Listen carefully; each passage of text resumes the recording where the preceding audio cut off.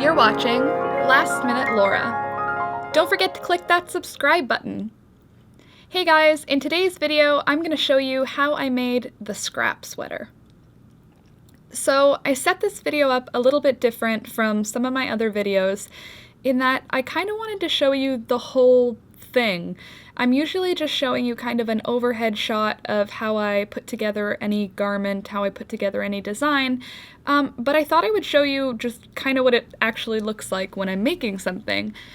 So here I'm getting started on one of the sleeves. I took all of my scrap yarn, all of the little pieces and balls of yarn over 2018, and I rolled them together with one of my Christmas presents. I got a yarn ball winder for Christmas.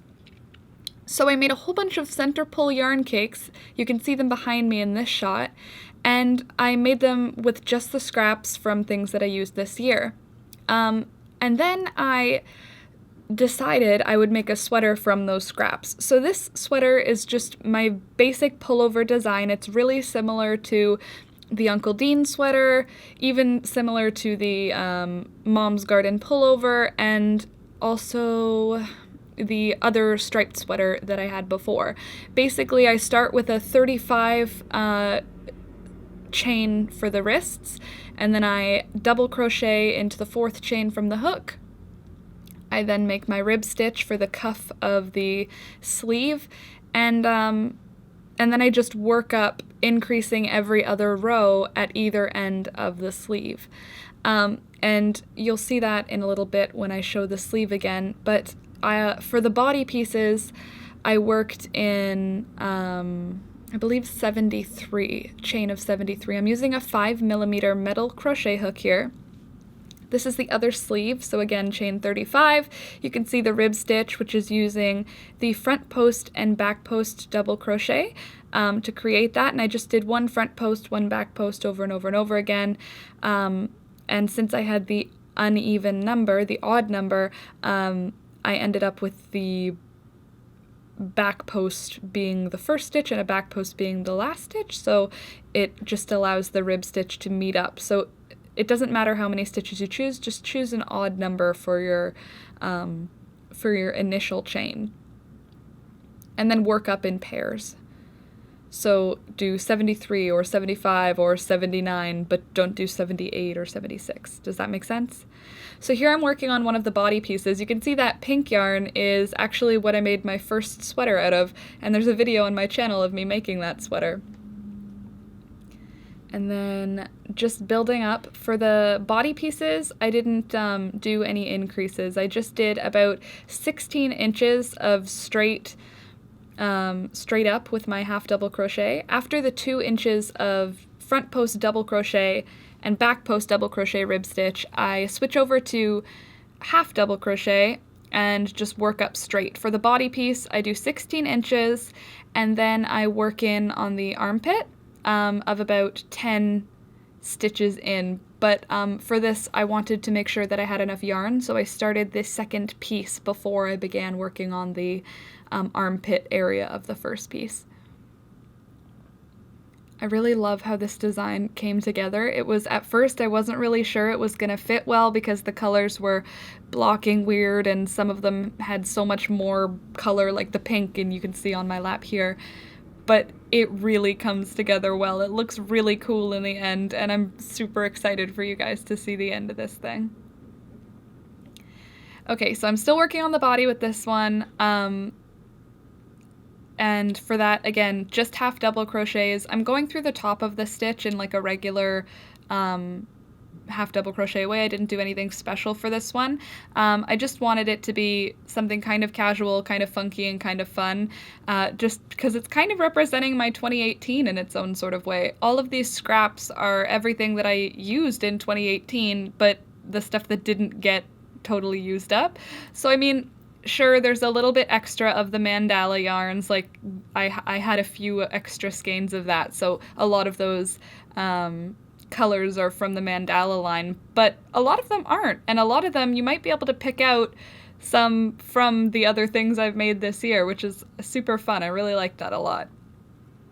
As soon as I saw this bright red come out, I was totally ready for this sweater. I wasn't sure until I saw this red band. I think it looks so cool. So this is where I'm just measuring it out, and I did this periodically throughout making this sweater. I wanted the body portion, this part that I'm working up now, to be about 16 inches before I started shaping the hole for the sleeve to attach in. So after I got it to about 16 inches, which I don't think I'm at quite yet, I'll be taking the armpit area in by slip stitching into the first 10 to 15 stitches and then leaving the last 10 to 15 stitches unworked, just going back and forth, up and up and up. And you'll see there will be like a chunk that doesn't get worked basically, and that's where your sleeves fit in. Can you see my yarn swift in this shot? It's being used at this moment to dry some skeins of yarn that I dyed with onion peels and with black walnuts and with marigold petals, and the next video tutorial for a sweater is actually going to be using that naturally dyed yarn. You can see it in this shot too, just in the corner there. That's all yarn that I dyed with botanicals that I collected. Okay, so I think this is where I'm going to be turning around. Oh, geez, let's just skip past all that. You can see what I mean, though, how there's that rectangle above that rectangle we worked on. I just shortened all my ends. I didn't weave them all in. And then how I put this thing together, you can see where I'm attaching the sleeves, the shoulder sleeves together. I'm just using a slip stitch there, but I want to talk about the shaping for the neckline. If you look up at the top right-hand shoulder sort of area, you can see the curve of the neckline. I just achieved that by going in maybe 20 stitches and then slip stitching instead of chaining one and turning into the first 2 stitches, and then half double crocheting across, coming back until I was at about 16 stitches or so, and then doing the same thing, not chaining one, just turning around and slip stitching, and that sort of creates the curve of the neckline that you can see in the red area there. And here I'm just using blanket stitches to secure the sleeve on. I like using blanket stitches for the sleeves. I just find it doesn't show through too much, whereas if I slip stitch them together, it's a bit bulkier of a seam. This is a little more streamlined, especially after it's been washed.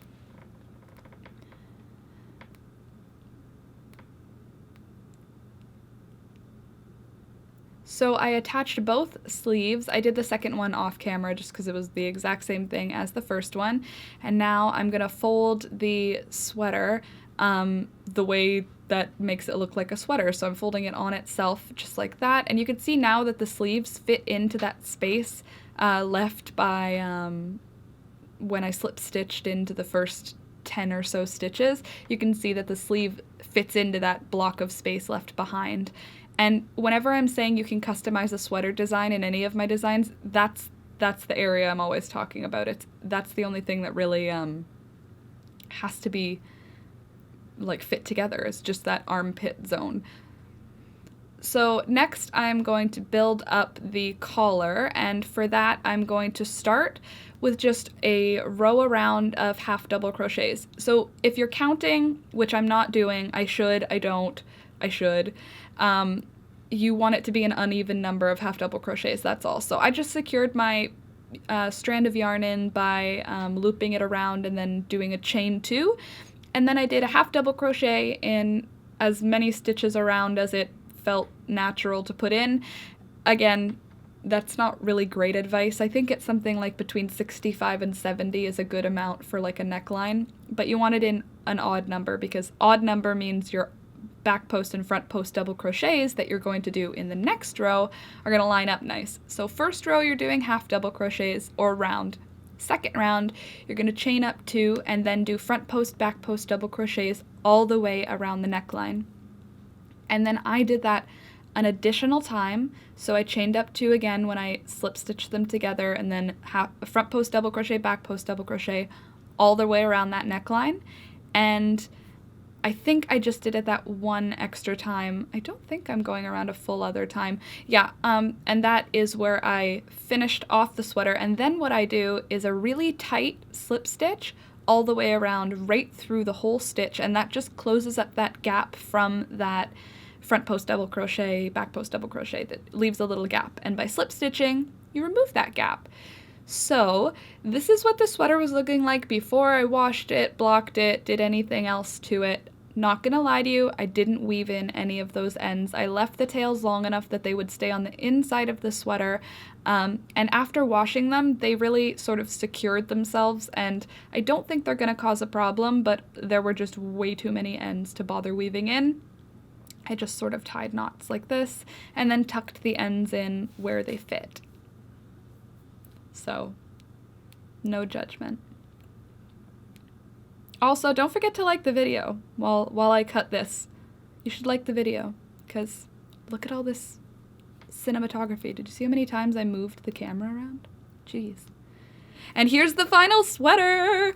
This is the scrap sweater on my beautiful model, Alex. You can see we got a gimbal, so now I've got some nice smooth shots of this sweater. Look at all of the fun colors. We're down in the St. Lawrence Market in Toronto. You can see in some of the shots the CN Tower in the background. And of course we've got lots of Canada flags around. There's the CN Tower. You could see it right in the top left right now.